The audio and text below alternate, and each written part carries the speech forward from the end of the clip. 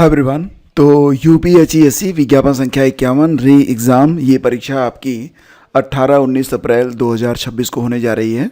तो इसके पहले ये जो परीक्षा हुई थी ये 16-17 अप्रैल 2025 को करवाई गई थी। हालांकि परीक्षा जो है ये रद्द हो चुकी है, लेकिन इसमें जीएस के जो 4 सेट करवाए गए थे, आपको पता ही होगा कि ये जो परीक्षा हुई थी इसमें 16 अप्रैल 2025 को 2 शिफ्टों में पेपर हुआ था और 17 अप्रैल को भी 2 शिफ्टों में पेपर हुआ था।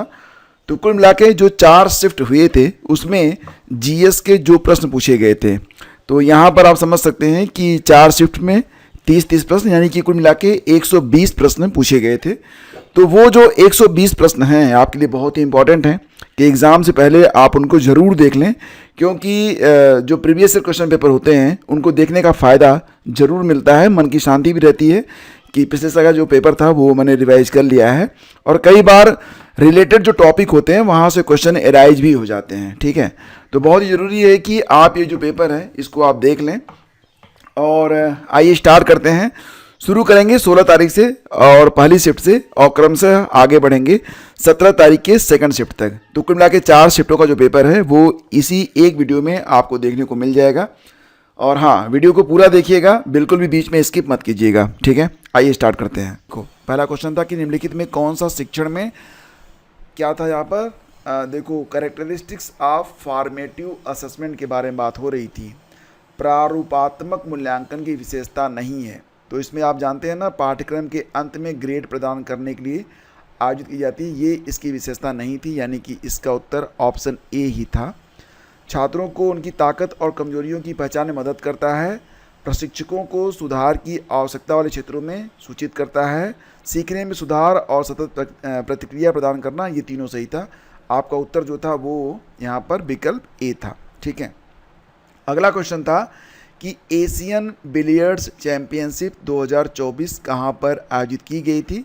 तो इसका आयोजन कहाँ पर किया गया था? रियाद में किया गया था। विकल्प डी आपका यहाँ पर करेक्ट था। अगला क्वेश्चन है, कौन सी गैस ग्रीन हाउस प्रभाव नहीं डालती है। तो जानते हैं methane, nitrous oxide, carbon dioxide, ये तीनों डालती हैं। कार्बन मोनोऑक्साइड जो है ग्रीन हाउस प्रभाव नहीं डालती है। आपका उत्तर विकल्प ए था।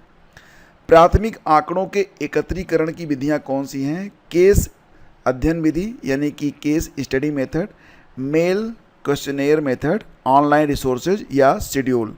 तो इसमें जो आपका विकल्प है कौन सा सही था, ये प्रश्न पूछा गया था प्राथमिक आंकड़ों के एकत्रीकरण में। तो इसमें ना जो ऑनलाइन स्रोत हैं और शेड्यूल हैं, इनमें से कन्फ्यूजन आपको हो रहा होगा। तो फिलहाल आप समझ लीजिए कि इसका उत्तर क्या है। सही जवाब इसका विकल्प ए था, केस अध्ययन विधि, डाक प्रश्नावली विधि और अनुसूची, ठीक है। इसमें ऑनलाइन स्रोत वाला जो था इसको छोड़ के विकल्प ए आपका यहाँ पर करेक्ट है।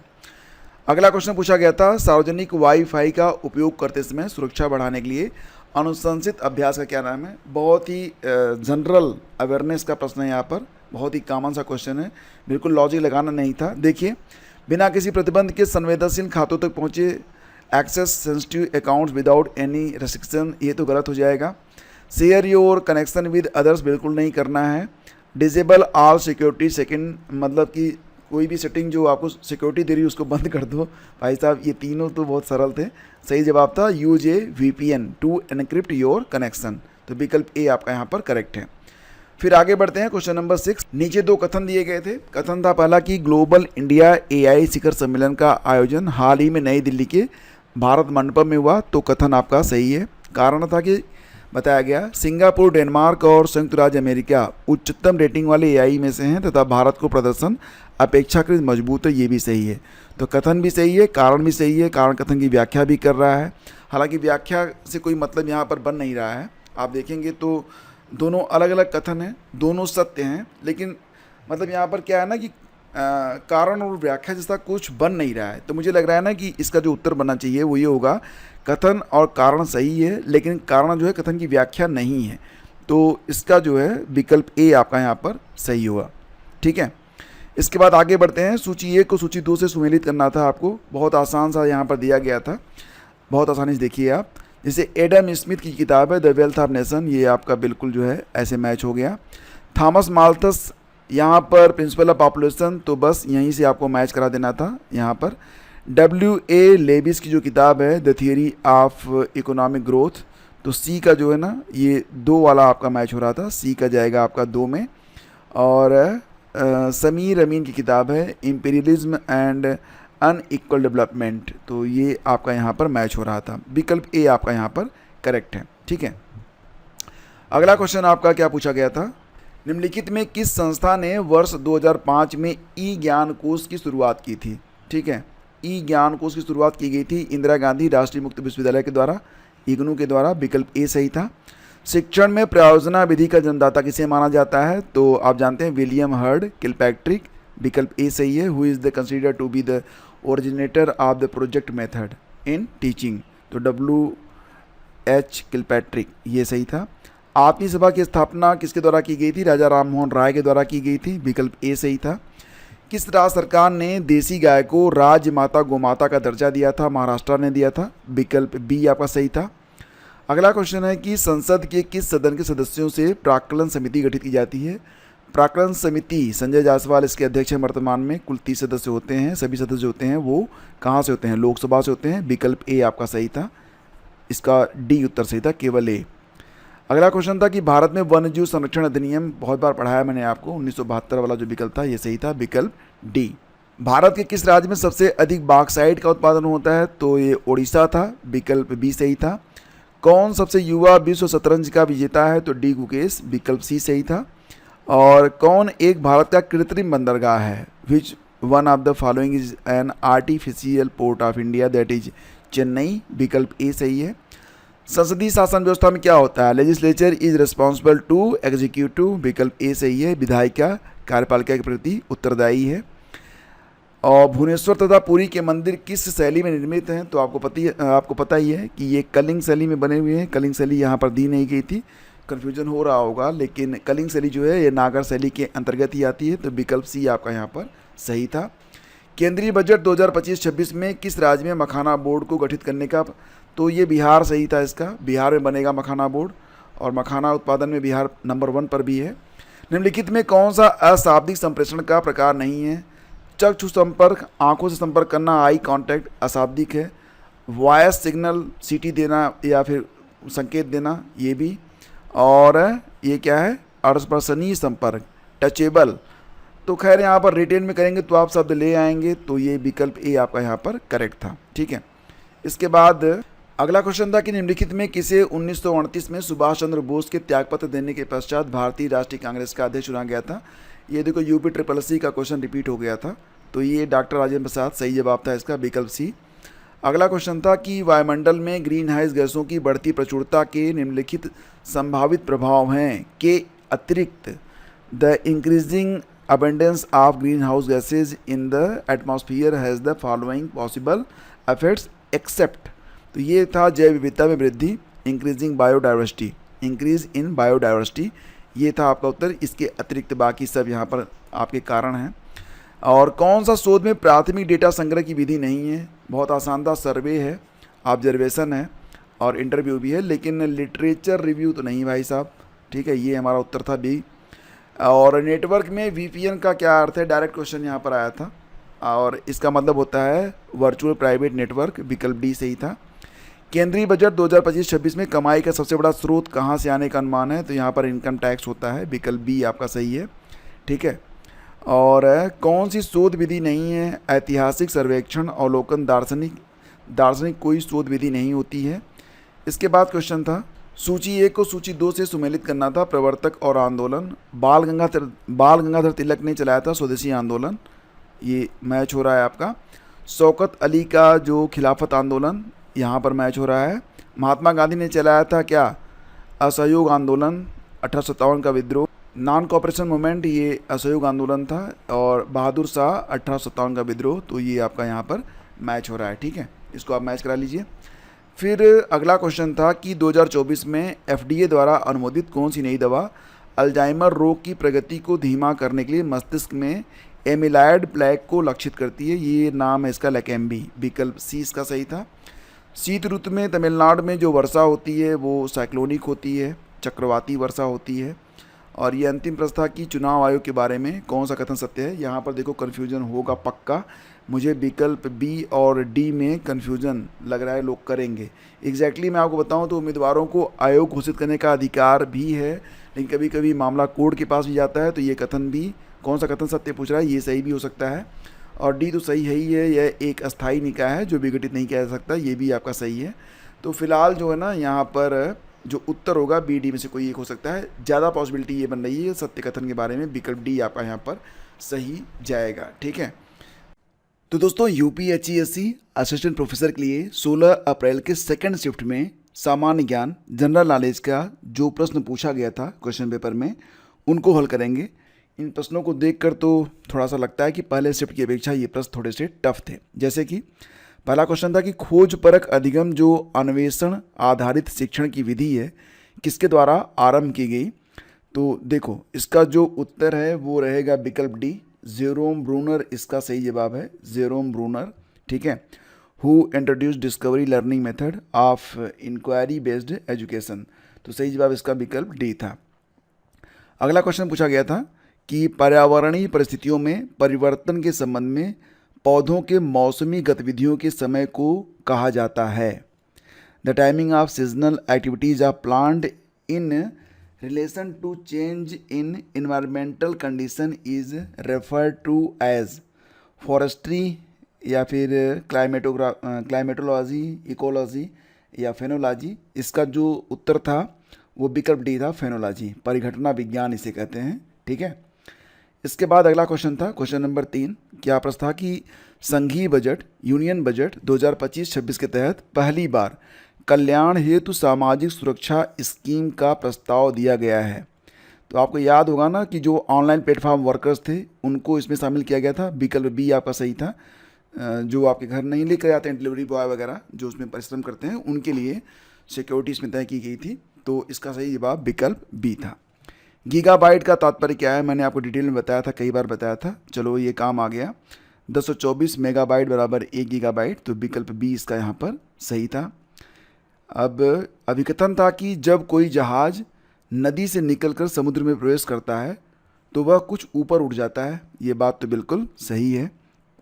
कारण बता रहे हैं कि समुद्र के जल का घनत्व नदी के जल के घनत्व से अधिक है, ये भी सही है। कारण कथन की व्याख्या भी कर रहा है। ठीक है, तो इसका उत्तर था विकल्प सी, विकल्प सी इसका करेक्ट आंसर था। अगला क्वेश्चन था क्वेश्चन नंबर 6 की एक तरह की बेरोजगारी, a type of unemployment in which the presence और absence of a person in a job does not make a difference. इसको क्या कहेंगे, प्रच्छन्न बेरोजगारी कहते हैं इसको, डिस्टिंग्विश्ड अनएम्प्लॉयमेंट, विकल्प ए इसका करेक्ट था। आंकड़ों की गणना हेतु निम्न में कौन सा साधन प्रयुक्त होता है। तो आंकड़ों की गणना which tool is used among the following for data calculation, तो पावर पॉइंट में तो नहीं होता, ठीक है, MS एक्सेस में भी नहीं होता, गूगल डॉक्स में तो बिल्कुल नहीं होता, MS एक्सेल इसका सही जवाब था, Microsoft Excel, option D correct था। राज्यों में द्वैध शासन किस वर्ष लागू किया गया था। तो राज्यों में जो द्वैध शासन व्यवस्था थी यह 1919 में लागू हुई थी, विकल्प सी इसका करेक्ट है। अगला क्वेश्चन है कि 19वां G20 शिखर सम्मेलन कहाँ आयोजित किया गया था। तो आपको याद होगा ये जो 19वां G20 शिखर सम्मेलन था ये कहाँ पर आयोजित हुआ था, याद है, ये आयोजित किया गया था रियो डी जेनेरो ब्राज़ील में आयोजित किया गया था। अब जो 20वां होगा ये कहाँ पर होगा, 20वां होगा साउथ अफ्रीका में, नवंबर में होने वाला शायद। ठीक है, और कौन सा इनपुट डिवाइस है, Braille reader, projector, bar code reader, monitor. तो इसमें जो इनपुट डिवाइस है वो बार कोड रीडर है, विकल्प सी आपका यहाँ पर करेक्ट है। फिर अगला क्वेश्चन था स्वच्छ भारत अभियान की शुरुआत कब हुई थी। तो देखो ये जो स्वच्छ भारत अभियान शुरू हुआ था 2 अक्टूबर 2014 से स्टार्ट हुआ था, विकल्प आपका यहाँ पर सही है सी। ठीक है, 12वां क्वेश्चन था कि ग्रहों को उनके कक्षीय अवधि के आधार पर घटते क्रम में व्यवस्थित कीजिए। घटते क्रम समझ रहे हैं ना, सबसे ज़्यादा कौन सा, फिर कौन सा, फिर कौन सा, फिर कौन सा। तो यहाँ पर अगर आप देखेंगे ना, देखो सूर्य का एक चक्कर लगाने में ये जो ग्रह हैं शनि, मंगल, बृहस्पति और यूरेनस, ये कितना समय लेते हैं, यही यहाँ पर सवाल है। शनि सूर्य का एक चक्कर लगाता है 29.4 पृथ्वी वर्ष पर, 29.4 अर्थ ईयर। ठीक है, मंगल लगभग 2 साल लेता है, लगभग 687 दिवस, डेज, ठीक है। इसके बाद बृहस्पति जो है ये लगभग 11.86 पृथ्वी वर्ष लेता है, मतलब लगभग 12 साल हो गया इसका अर्थ ईयर। यूरेनस जो होता है वो सूर्य के चारों तरफ जो एक आर्बिट पूरा करता है वो 84 साल में पूरा करता है, ठीक है, 84 ईयर। तो यहाँ पर देखेंगे सबसे ज़्यादा कौन सा ले रहा है, यूरेनस ले रहा है, इसके बाद कौन सा ले रहा है, शनि ले रहा है, फिर कौन सा ले रहा है, बृहस्पति ले रहा है, फिर कौन सा ले रहा है, मंगल ले रहा है। तो यहाँ पर जो आपका विकल्प डी है ये आपका यहाँ पर करेक्ट है, ठीक है। 4, 1, 3, 2 आपका सही है। सबसे ज़्यादा समय ले रहा है 84 साल, फिर ले रहा है शनि 29 साल, फिर ले रहा है बृहस्पति तीसरा वाला 11 लगभग 12 साल, और फिर 2 साल ले रहा है मंगल, ठीक है। तो विकल्प डी आपका यहाँ पर करेक्ट है। इसके बाद है आपका अगला क्वेश्चन कि कोविड महामारी 2020-21 में जो आई थी, इसके दौरान सबसे बुरी तरह प्रभावित क्षेत्रों का क्रम भारतीय अर्थव्यवस्था के संदर्भ में चयनित कीजिए। तो सबसे बुरी तरह से उद्योग धंधे पूरी तरह से बंद हो गए थे, आपको याद होगा। अब बाकी में तो उद्योग दिया नहीं है, ठीक है, उद्योग पहले नंबर पर है नहीं। प्रभावित सबसे अधिक क्या होता है, उद्योग हुआ था। तो विकल्प ए आपका उत्तर है, बाकी जो भी क्रम में हो विकल्प ए ही आपका करेक्ट है, ठीक है। अगला क्वेश्चन था कि निम्नलिखित में कौन सा एक मानव प्रतिभागियों को शामिल करने वाले शोध का प्राथमिक नैतिक विचार है। मानव प्रतिभागियों को शामिल करने वाले शोध का प्राथमिक नैतिक विचार, विच one among the following is A primary ethical consideration when conducting research involving human participants, this is known as option A प्रतिभागियों की गोपनीयता बनाए रखना, मेंटेनिंग पार्टिसिपेंट एनोनिमिटी, ठीक है। तो ये आपका विकल्प ए सही होगा। अगला क्वेश्चन क्या होगा कि निम्नलिखित वायुमंडलीय गैसों को उनके आयतन प्रतिशत के घटते क्रम में व्यवस्थित करना। जैसे कि वायुमंडल में सबसे अधिक जो पाई जाती है नाइट्रोजन पाई जाती है, आपको पता है ना, 78%, फिर ऑक्सीजन होती है 21%, 21% के आसपास, और ये जो कार्बन डाइऑक्साइड है ये 0.04% केवल होती है, 0.04% ओनली। ऑर्गन जो होता है ये 0.93% के आसपास है।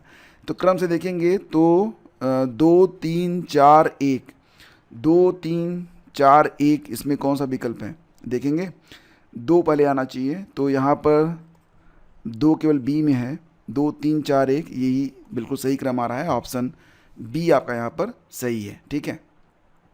2024 में भारतीय प्रतिभूति सेबी के बारे में बात हो रही है। सेबी में 2024 में जो अध्यक्ष थी वो माधवीपुरी बुश थी। अब फिलहाल 1 मार्च को फिर से अध्यक्ष बदल गए हैं, 1 मार्च 2025 से तुहिन कांत पांडे सेबी के नए अध्यक्ष बने हैं, तुहिन कांत पांडे, ठीक है। अगला क्वेश्चन है किस संविधान संशोधन द्वारा सहकारी समितियों को संवैधानिक दर्जा दिया गया था। तो आपको याद होगा ना, जो सहकारी समितियां थीं इनको संवैधानिक दर्जा मिला था, कब मिला था, 2011 में मिला था, 97वां संविधान संशोधन हुआ था। विकल्प डी आपका यहाँ पर करेक्ट है। दशमलव संख्या 10 का जो बाइनरी प्रतिनिधित्व है इसको क्या लिखेंगे, 10 को लिखते हैं 10 10 ना, ऐसे होता है। विकल्प बी करेक्ट है। मेगास्थनीज किसके दरबार में आया था, तो चंद्रगुप्त मौर्य के दरबार में आया था, विकल्प बी सही है। अगला क्वेश्चन था कि किस शहर में पैरा एशियाई खेल 2023 आयोजित किए गए थे। देख रहे हैं, पैरा एशियाई खेल 2023 के बारे में पूछ दिया है, हांगझाओ में हुआ था, विकल्प बी आपका यहाँ पर करेक्ट है, ठीक है। और कौन सी एक बाजार आधारित प्रणाली है जहाँ कंपनियाँ उत्सर्जन अनुमतियों को खरीद और बेच सकती हैं, which one among the following is a market based system where companies can buy and sell emission permits. तो ये होता है कार्बन ट्रेडिंग, विकल्प ए आपका यहाँ पर करेक्ट है। अगला क्वेश्चन था कि निम्नलिखित को एक अनुक्रम में व्यवस्थित करिए। सही सही यहाँ पर आपको मैं बता दूँ, सही क्रम ही यहाँ पर दिया गया है, लेकिन विकल्प मुझे सही मिल नहीं रहा है, ठीक है। रॉ डेटा होता है, उसको डाटा प्रोसेस करते हैं, फिर एनालिसिस करते हैं, फिर उसको प्रेजेंट करते हैं, ये आपका बिल्कुल सही क्रम है। 1, 2, 3, 4 होना चाहिए था, 1, 2, 3, 4 यहाँ पर कहीं नहीं दिया गया है, 1, 2, 4, 3 दिया गया है, 1, 4। तो मुझे लग रहा है ना, देखो इसका क्या उत्तर मानता है आयोग मुझे नहीं पता है, लेकिन यही होना चाहिए। आप में से कोई इसे करेक्ट करना चाहेगा क्या? अगर कर रहे हैं तो बिल्कुल भाई साहब बता दीजिएगा कि आपके हिसाब से इसका सही विकल्प कौन सा होगा। मेरे हिसाब से तो यहाँ पर कोई विकल्प सही नहीं है। तमिलनाडु में एक नई राजनीतिक पार्टी बनी है, इसको नाम दिया गया है तमिलागा वेट्री कजागम। ये बनाई गई है जोसेफ विजय चंद्रशेखर के द्वारा, विकल्प ए आपका यहाँ पर करेक्ट है। भारत का पहला सौर मिशन आदित्य L1 आपको याद होगा सितंबर 2023 में लॉन्च किया गया था, विकल्प सी आपका यहाँ पर करेक्ट है। फिर अगला क्वेश्चन है कि कार्टाजीना प्रोटोकॉल लिविंग मॉडिफाइड ऑर्गेनिज्म्स के बारे में है ये। विकल्प बी आपका यहाँ पर करेक्ट है, ठीक है। इसका उत्तर था विकल्प बी, जीवित संशोधित जीवों से संबंधित है कार्टाजीना प्रोटोकॉल। नेक्स्ट है आपका विश्वविद्यालय अनुदान आयोग यूजीसी की कौन सी पहल उच्च शिक्षा में डिजिटल लर्निंग की चुनौतियों का समाधान करने का लक्ष्य रखती है। बिल्कुल आप गेस कर सकते थे इसका उत्तर, ना तो इसमें इग्नू वाला मैटर बनता, ना स्वच्छ भारत अभियान, ना ही डिजिटल इंडिया। सही जवाब इसका विकल्प डी अपने आप निकल के आ रहा था, एनडीएलआई। इसके बाद है कि कौन सा एक विषय समवर्ती सूची में नहीं है। तो भाई साहब समवर्ती सूची यानी कि कंकरेंट लिस्ट में जो है ना बाट और माप भी आता है, न्याय प्रशासन भी आता है, शिक्षा भी आती है। लोक स्वास्थ्य ये जो है आपके स्टेट वाले मत आए, स्टेट लिस्ट में ये आता है और ये कंकरेंट लिस्ट में नहीं है। तो इसका जो जवाब था विकल्प ए ये करेक्ट है। किस तिथि को अखिल भारतीय कांग्रेस समिति की बैठक में गांधी जी ने कांग्रेसियों से भारत के विभाजन को स्वीकार करने को कहा था? 14 जून 1947। ऑप्शन सी करेक्ट है। इसके बाद है समाजमिति परीक्षण का प्रयोग सबसे पहले किसने किया था? समाजमिति परीक्षण का प्रयोग सबसे पहले किया गया था जे.एल. मोरेनो के द्वारा। विकल्प बी इसका करेक्ट है। और ये देखो अंतिम प्रश्न बड़ा आसान था। भारतीय संविधान के किस अनुच्छेद के तहत शिक्षा के अधिकार को मौलिक अधिकार के रूप में गारंटी दी गई? अनुच्छेद 21A। ये 30 प्रश्न पूछे गए थे। तो पहला क्वेश्चन देखते हैं। अब आपको बता दें कि ये जो परीक्षा हुई 17 अप्रैल को पहला शिफ्ट जो हुआ है उसमें जो जीएस पूछा गया था, तो जीएस के अंतर्गत जो भी प्रश्न पूछे गए थे ये प्रश्न यहाँ पर हम लोग डिस्कस कर रहे हैं। यूपीएससी असिस्टेंट प्रोफेसर परीक्षा 2022 परीक्षा 17 अप्रैल फर्स्ट शिफ्ट में हो रही है, तो उसमें जो जीएस आया है। तो जनरल नॉलेज के जो प्रश्न हैं उनको देखते हैं। पहला क्वेश्चन था निम्नलिखित में किसे 2024 में नोबेल शांति पुरस्कार से सम्मानित किया गया था? तो ये प्रश्न पढ़ाया भी गया था आपको। इसका सही जवाब था निहोन हिंडाक्यो, ठीक है। विकल्प ए इसका सही था। जापान की संस्था निहोन हिंडाक्यो को 2024 का नोबेल शांति पुरस्कार दिया गया था। अगला क्वेश्चन था कि लोकसभा की अधिकतम सदस्य संख्या कितनी निर्धारित है? आप जानते हैं ना कि निर्धारित तो 550 है, पहले 552 थी, 2 सीटें खत्म कर दी गई, अब 550 है। तो इसका सही जवाब विकल्प सी था। खैबर दर्रा किस देश में स्थित है? तो खैबर दर्रा मिलेगा कहाँ पर आपको? पाकिस्तान में मिलेगा, ठीक है। इसके बाद है न्यू एजुकेशन पॉलिसी 2020 के अनुसार माध्यमिक विद्यालय शिक्षा के अंतर्गत किन कक्षाओं को शामिल किया गया है? माध्यमिक विद्यालय शिक्षा के अंतर्गत मतलब which class are included in the middle school education according to NEP 2020। तो इसमें कक्षा 6 से 8 ही है अभी, ठीक है। इसका उत्तर लोग गलत लगा देते हैं, विकल्प इसका ए वाला सही है, ठीक है, कक्षा 6 से 8। अब यहाँ पर देखिए अधिकार के प्रकार हैं, अनुसूची दी गई है। अगला क्वेश्चन जो पूछा गया था कि किनको 2024 में भारत रत्न से सम्मानित किया गया था? तो MS स्वामीनाथन भी थे, चौधरी चरण सिंह भी थे, LK आडवाणी थे, उनका नाम नहीं है, तो कर्पूरी ठाकुर थे। हरमनप्रीत सिंह को 2024 का खेल रत्न दिया गया था, ठीक है, खेल रत्न पुरस्कार मिला था। तो यहाँ पर ABC वाला जो विकल्प था केवल ABC ये आपका यहाँ पर सही है, ठीक है। अगला क्वेश्चन पूछा गया था कि राज्य और राष्ट्रीय उद्यान, जैसे कि राजस्थान में स्थित है आपका केवलादेव राष्ट्रीय उद्यान, तो ये इस प्रकार से आपका मैच हो जाएगा। छत्तीसगढ़ में है आपका इंद्रावती, ठीक है। असम में मानस राष्ट्रीय उद्यान असम में स्थित है। हिमाचल प्रदेश में है पिन वैली। तो ये आपको इस प्रकार से मैच कराना था। सही जवाब इसका विकल्प बी था, A का 4, B का 3, C का 1 और D का 2, ठीक है। अगला क्वेश्चन पूछा गया था यहाँ पर क्या क्वेश्चन था देख लेते हैं। देखो कुल मिला के यहाँ पर जो प्रश्नों की संख्या है ना वो 30 है, ठीक है, और कुल मिला के हम लोग 7 प्रश्न हल कर चुके हैं। अगला क्वेश्चन है कि NEP 2020 में ECCE का अर्थ क्या है? In new education policy 2020 ECCE stand for, तो ये था आपका early childhood care and education, ठीक है। तो इसका जो विकल्प डी है ये आपका सही था यहाँ पर, विकल्प डी, प्रारंभिक बाल्यावस्था की देखभाल और शिक्षा। पूछ रहे थे कौन एक ग्रीन हाउस गैस है? यहाँ पर कार्बन मोनोऑक्साइड, हाइड्रोजन, हीलियम और मीथेन में पूछ रहे हैं कि कौन सा एक ग्रीन हाउस गैस है। तो आपको पता ही है कि कल जो प्रश्न पूछे गए थे अगर आपने देखा होगा तो उसमें ही बताया गया था कार्बन मोनोऑक्साइड जो है ग्रीन हाउस गैस नहीं है, मीथेन ग्रीन हाउस गैस है। तो कल का अगर आपने GS देखा था तो वहाँ से हिंट यहाँ पर मिल रहा था आपको। माधव राष्ट्रीय उद्यान जिसे भारत का 58वां अभयारण्य घोषित किया गया है, तो ये स्थित है कहाँ पर? मध्य प्रदेश में स्थित है। करंट से आपको सारे प्रश्न मिल गए हैं, जितने भी लोगों ने करंट पढ़ा था ना लास्ट 6 मंथ का हमसे, तो सारे प्रश्न यहाँ पर मैच हो रहे हैं। और जो लोग नोट्स लिए थे तो उनकी तो बल्ले बल्ले है। क्रिस्टी कॉवेंट्री जो कि आईओसी की अध्यक्ष चुनी गई हैं, तो पूछ रहे हैं कि क्रिस्टी कॉवेंट्री जो है किस देश की हैं, तो जिम्बाब्वे की हैं। विकल्प डी इसका करेक्ट है। इसके बाद देखेंगे निम्नलिखित में कौन सबसे प्रसिद्ध पूंजी बाजार है। तो देखो stock market and bond market, यानी कि शेयर बाजार और बॉन्ड बाजार। तो विकल्प 1 और 2 दिया गया था विकल्प ए में, तो ये वाला सही था, 1 और 2 आपका सही था, शेयर बाजार और बॉन्ड बाजार। इसके बाद क्वेश्चन था कि निम्नलिखित में कौन एक कांग्रेसी नेता कैबिनेट मिशन योजना के पूर्णतः पक्ष में थे। तो ये थे सरदार पटेल, ठीक है, विकल्प सी आपका सही है। यहाँ पर कैबिनेट मिशन योजना के पूर्णतः पक्ष में थे सरदार वल्लभ भाई पटेल, तो विकल्प सी आपका यहाँ पर करेक्ट है। निम्नलिखित में कौन एक भारत में राष्ट्रीय मूल्यांकन एवं प्रत्यायन परिषद NNAAC का प्राथमिक फोकस है। तो ये बहुत ही मतलब लॉजिकल था, आराम से इसे आप कर सकते थे बिना पढ़े भी। संस्थानों में ट्यूशन फीस का विनियमन इसका काम है ही नहीं है। विश्वविद्यालय प्रवेश परीक्षा ये भी काम नहीं है। छात्रों को वित्तीय सहायता ये भी काम नहीं था। तो बस एक विकल्प बच रहा था, उच्च शिक्षा संस्थानों का प्रत्यायन, तो विकल्प इसका सही था सी वाला, ठीक है।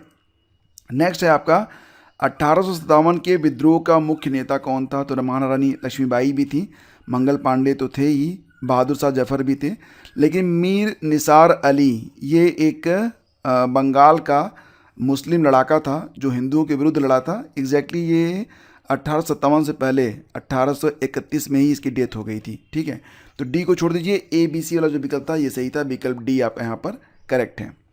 अगला क्वेश्चन था कि Rio+20 मूलतः किससे संबंधित है। तो ये तो आपको पढ़ाया गया था सस्टेनेबल डेवलपमेंट से, विकल्प बी आपका यहाँ पर सही है, ठीक है। फिर था कि सूची 1 को सूची 2 से सुमेलित करें। ये थोड़ा टफ, मतलब मुझे तो लगा भाई टफ होगा और टफ है भी। इतना कौन याद करता है। न्यू एजुकेशन पॉलिसी 2020 का अध्याय 23, अध्याय 20, अध्याय 21, अध्याय 15। खैर यहाँ पर जो विकल्प था वो इस प्रकार से था, शिक्षक शिक्षा यह 1 वाले से मैच हो रहा था, ठीक है। प्रौद्योगिकी शिक्षा का जो उपयोग था ये आपका मैच हो रहा था किससे, 4 वाले से। न्यू एजुकेशन पॉलिसी 2020 का जो ये वाला था अध्याय 15। व्यावसायिक शिक्षा जो है न्यू एजुकेशन पॉलिसी 2020 का अध्याय 20 यहाँ से मैच हो रहा था। और एक बच रहा है प्रौढ़ शिक्षा, इसको भी मैच करा ही लेते हैं, ठीक है। तो इस प्रकार से जो विकल्प ए था ये आपका सही था यहाँ पर, ठीक है। तो थोड़ा टफ तो था ये क्वेश्चन। इसके बाद खैर एक आध प्रश्न ऐसे आ भी जाते हैं। पूछ रहे हैं कि ANPR स्टैंड फॉर, आपको याद होगा कि व्हीकल के पीछे आजकल जो नंबर प्लेट लगते हैं ना, उसी का फुल फॉर्म यहाँ पर पूछ लिया था। मतलब इसको कहते थे ना automatic network plate recognition, automatic number plate, ये होगा आपका विकल्प बी आपका यहाँ पर करेक्ट था, ठीक है। विकल्प बी आपका यहाँ पर सही था, ऑटोमेटिक नंबर प्लेट रिकग्निशन। तो इसका सही जवाब था विकल्प बी, ANPR का फुल फॉर्म। कार्योलिसिस प्रभाव किसका परिणाम है। चंद्रमा का गुरुत्वाकर्षण प्रभाव ये तो बिल्कुल नहीं है, ये भी थोड़ा सा लॉजिक लगाते तो हो जाता है। वायुमंडलीय दाब भिन्नताएं ये भी नहीं था, महासागरीय धाराएं भी नहीं था, ये था पृथ्वी का घूर्णन, विकल्प बी इसका सही है।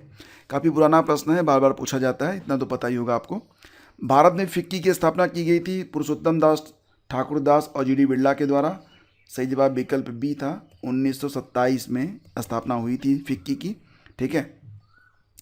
अगला क्वेश्चन था अनुसूची और संवैधानिक प्रावधान को मैच कराना था। अनुच्छेद 50 मैंने 50-50 कई बार बताया था, आ गया यहाँ पर। सर्वोच्च न्यायालय ये था न्यायपालिका और कार्यपालिका के बीच 50-50 मतलब पृथक्करण, ये मैच हो गया। अनुच्छेद 143 था सर्वोच्च न्यायालय का सलाहकार क्षेत्राधिकार, ये आपका मैच हो गया। अनुच्छेद 61 में था 61 में क्या था, राष्ट्रपति पर महाभियोग। और इसके बाद है आपका जो एक बचा हुआ है, तो इस प्रकार से आपका जो यहाँ पर विकल्प डी था ये आपका बिल्कुल करेक्ट था। अनुच्छेद 320 में क्या है, लोक सेवा आयोग का कार्य, ठीक है। इसके बाद आगे बढ़ते हैं।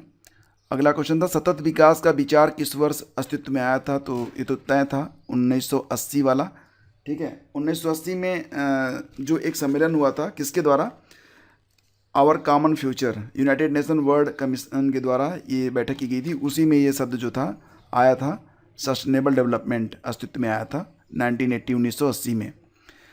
हमारे दांत का ऊपरी भाग कठोर एनामेल से ढका रहता है, ये कैल्शियम फास्फेट से बनता है, यही पूछ रहा था यहाँ पर, विकल्प सी इसका करेक्ट था। आर्थिक विकास के लिए PURA दृष्टिकोण किसके दिमाग की उपज थी, तो ये था डॉक्टर APJ अब्दुल कलाम जी, विकल्प ए आपका करेक्ट है। और 2005 में लागू हुए क्योटो प्रोटोकॉल का प्राथमिक उद्देश्य था ग्रीन हाउस गैसों के उत्सर्जन को कम करना, विकल्प ए आपका यहाँ पर करेक्ट था। फिर एक क्वेश्चन और था कि निम्नलिखित में किसे समग्र शिक्षा की अवधारणा का प्रतिपादन किया था, तो ये तो पढ़ाया गया था integral education by Swami Dayanand, विकल्प ए इज राइट। नेक्स्ट है कि मार्च 2025 में सुनीता विलियम्स के साथ पृथ्वी पर लौटने वाले अंतरिक्ष यात्री थे बुच विल्मोर थे, विकल्प ए सही था इसका।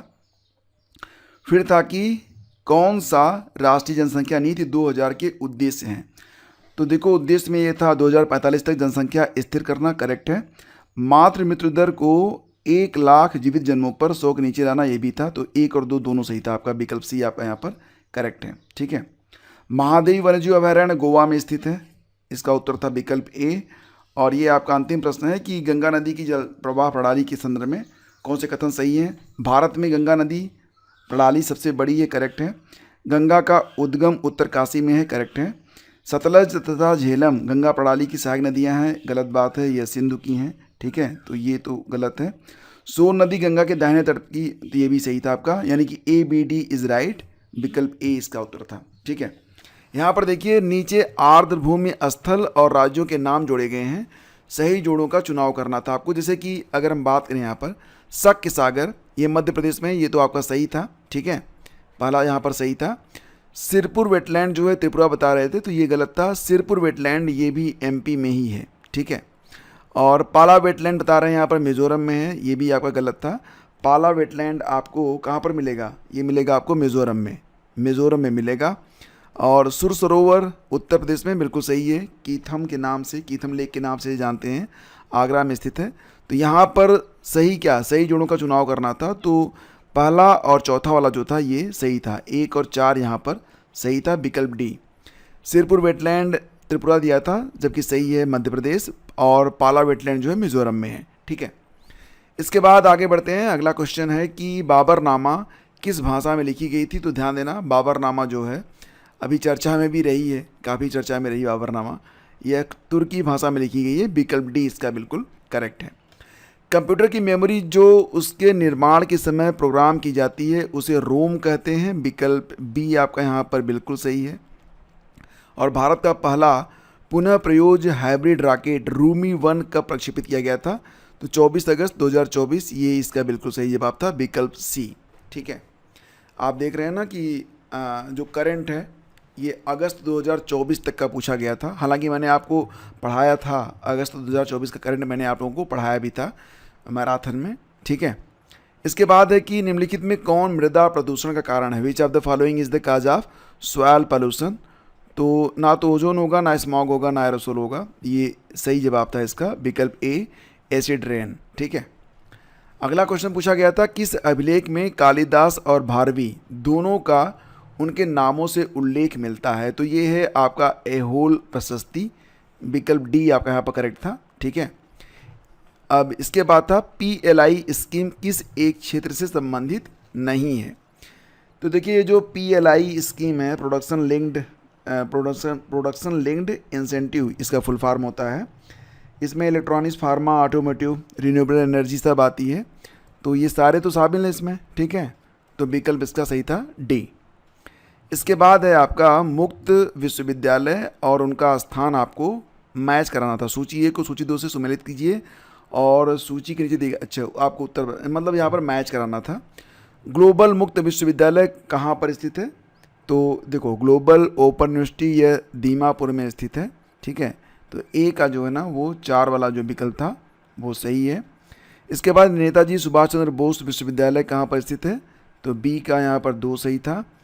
सी वर्धमान महावीर मुक्त विश्वविद्यालय यह 1 सही था, और ऑब्वियस है डी, अब आपको मैच मिल गया होगा, 3 सही था, तो 4 2 1 3 वाला जो विकल्प था ये आपका यहाँ पर सही था, तो विकल्प सी है आपका बिल्कुल सही, 4 2 1 3, ठीक है। इसके बाद आगे बढ़ते हैं। अगला क्वेश्चन था लेखक और पुस्तक मैच कराना था आपको, आसानी से मैच हो जाएगा आपको। देखो The White Tiger Aravind Adiga की किताब थी, काफ़ी पुरानी किताब पूछ लिया था भाई साहब, ठीक है, थोड़ा सा मुश्किल तो रहा होगा आप लोगों के लिए। अरुंधति राय की ये किताब बहुत पुरानी किताब है, ठीक है, 10 साल पुरानी किताब है, इसको भी दे दिया था यहाँ पर। किरण देसाई की जो किताब है उसको भी यहाँ पर ले लिया था, ठीक है। ए का जो है 3 सही था, और सी का 1 सही है, बी का 2 सही था, ठीक है। द इनहेरिटेंस ऑफ लॉस ये किरण देसाई की किताब है, और बी एस नायपाल की किताब कौन सी है, इन ए फ्री स्टेट, ठीक है। तो विकल्प डी इसका यहाँ पर करेक्टली मैच है। इसके बाद चावल उत्पादन में, देखो चावल उत्पादन में चाइना पहले नंबर पर है और भारत दूसरे नंबर पर है, विगत कई वर्षों से, आसान था ये। आणविक ऊर्जा संस्थान in which year atomic energy institute Trombay was established in 1954 1954 में। कौन सी भारतीय कंपनी 2024 में रुपए 20 लाख करोड़ का बाजार पूंजीकरण हासिल करने वाली भारतीय पहली कंपनी बन गई? तो ये थी रिलायंस इंडस्ट्रीज, तो विकल्प बी इसका सही था, ठीक है। फिर अगला क्वेश्चन पूछा गया था, नीचे 2 कथन दिए गए हैं जिनमें से एक को अभिकथन और कारण वाला प्रश्न है ये। तो कह रहे हैं कि NIRF एक रैंकिंग प्रणाली है जिसे भारत सरकार के शिक्षा मंत्रालय ने 2015 में स्टार्ट किया था, बिल्कुल सही है ये। NIRF का उद्देश्य विभिन्न मापदंडों के आधार पर भारत भर में उच्च शिक्षा संस्थानों का निष्पक्ष और पारदर्शी मूल्यांकन प्रदान करना है, सही है। कारण सही है, कथन सही है, कारण कथन की व्याख्या भी है, तो विकल्प बी इसका जो है उत्तर बनेगा, ठीक है। अगला क्वेश्चन था कि निम्नलिखित में कौन भारत में 31 दिसंबर 2024 तक रामसर स्थल है, ठीक है। अब यहाँ पर देखो बहुत आसानी से आप इसको मैच करा सकते हैं। 2022 में 2 फरवरी 2022 को बाखीरा वन्यजीव अभयारण्य ये जो है रामसर स्थल बन गया था, ठीक है। ए वाला तो शामिल रहेगा। अब यहाँ पर देख लेते हैं, ए सब में दिया गया है लगभग, इसमें नहीं दिया गया था, इसको छोड़ देंगे, ठीक है। रामगढ़ झील ये रामसर साइट नहीं है। अब हम देख लेंगे कि बी किस में नहीं है। तो देखो बी जो है ना इसमें भी है, तो इसको छोड़ देंगे, और इसमें भी इसको छोड़ देंगे, उत्तर मिल गया हमको सी। ए और सी आपका जो है बिल्कुल सही है, तो उत्तर ऑप्शन सी है, ठीक है। अगला क्वेश्चन है कि दक्षिण अफ्रीका के जुलू विद्रोह के समय गांधी जी को अंग्रेजों की सेना में कौन सी पदवी दी गई थी? दक्षिण अफ्रीका में जब जुलू विद्रोह हुआ था उसमें गांधी जी को अंग्रेजों की सेना में पदवी मिली थी, कौन सी? सार्जेंट मेजर की, विकल्प ए आपका यहाँ पर करेक्ट है।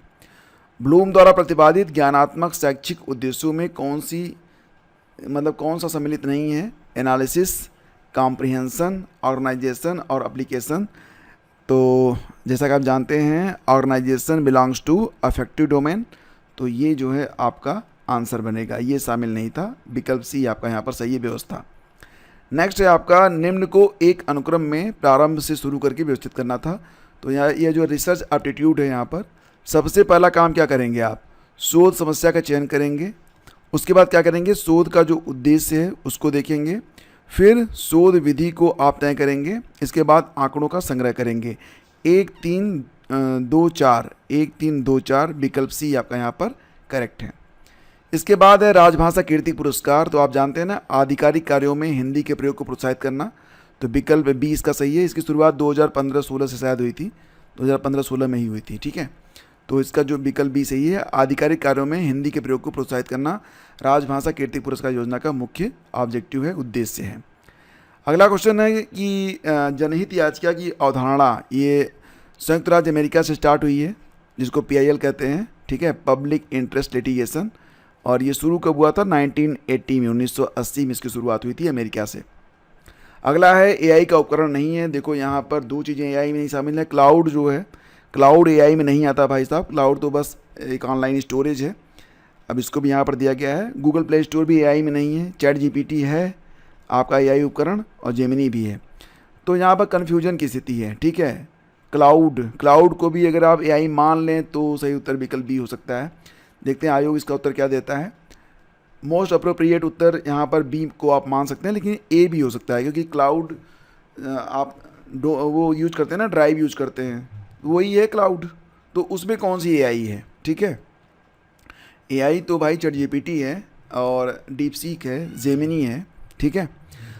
भारत में स्वतंत्रता के पश्चात भूमि सुधार को लागू करने का प्राथमिक, देखो बहुत लोगों के पास ज़मीन थी नहीं, तो भूमिहीन किसानों को भूमि का पुनर्वितरण, यही उद्देश्य था। Option B is right. ठीक है। निम्न में कौन शिक्षा का एक अनौपचारिक अभिकरण स्रोत नहीं है? सामान्य खेल, ये तो बिल्कुल है भाई साहब। परिवार, समुदाय, सबसे शिक्षा मिलती है। धार्मिक संस्थाएं, तो यही हमारा उत्तर होगा, most appropriate answer, option C. Next है आपका बैरन द्वीप, आप जानते हैं अंडमान सागर में है, ये विकल्प बी सही है। पूछ रहे हैं कि कौन सा एक आईसीटी प्रणाली का घटक नहीं है? आईसीटी से संबंधित यहाँ पर प्रश्न पूछा गया है। सूचना तो होगा, ठीक है, हार्डवेयर और सॉफ्टवेयर के बगैर तो आपका कंप्यूटर चलेगा नहीं। कोई भी मतलब कि आईसीटी में सबसे पहले तो आपका हार्डवेयर आएगा, सॉफ्टवेयर आएगा, फिर इंफॉर्मेशन आएगी।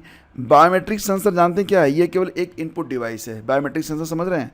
आप लगाते हैं ना, अंगूठा लगा देते हैं तो वो सेंस कर लेता है, आपका मोबाइल कर लेता है, ये इनपुट के लिए है, ये आईसीटी का घटक नहीं है। ऑप्शन सी आंसर होगा। फिर आगे बढ़ते हैं। भारत के संविधान में कौन सा अनुच्छेद वयस्क मताधिकार से संबंधित है? ये अनुच्छेद 326 है, वयस्क मताधिकार वाला, ये सही है। उत्सव पोर्टल 2022 में स्टार्ट हुआ। अब इतना पुराना कौन याद रखेगा, आप बताओ। उत्सव पोर्टल, और कौन रोज इसे यूज करता है ये भी बताओ। ये देखो लिम्बिक तंत्र पूछ लिया था, ठीक है, लिम्बिक तंत्र, ये तो आपके ईवीएस में तो आएगा नहीं, ये बायो का प्रश्न है लेकिन आ गया है। नर्वस सिस्टम से संबंधित होता है ये, ऑप्शन डी करेक्ट है। अगला क्वेश्चन है कि संविधान सभा का पहला अधिवेशन 9 दिसंबर 1946 को हुआ था, आपको पता ही है, ऑप्शन ए करेक्ट है। किस खुशबूदार उपज के उत्पादन के लिए नागौर, नागौर में क्या पैदा होता है? जीरा पैदा होता है, ऑप्शन बी करेक्ट है। और ये है आपका प्रशासन में बिग डेटा एनालिटिक्स के प्रमुख उपयोग क्या हैं? तो देखो मुख्य रूप से क्या है, साइबर सुरक्षा बढ़ाना, ये तो शामिल है। सरकारी राजस्व कर वृद्धि, ये भी शामिल है।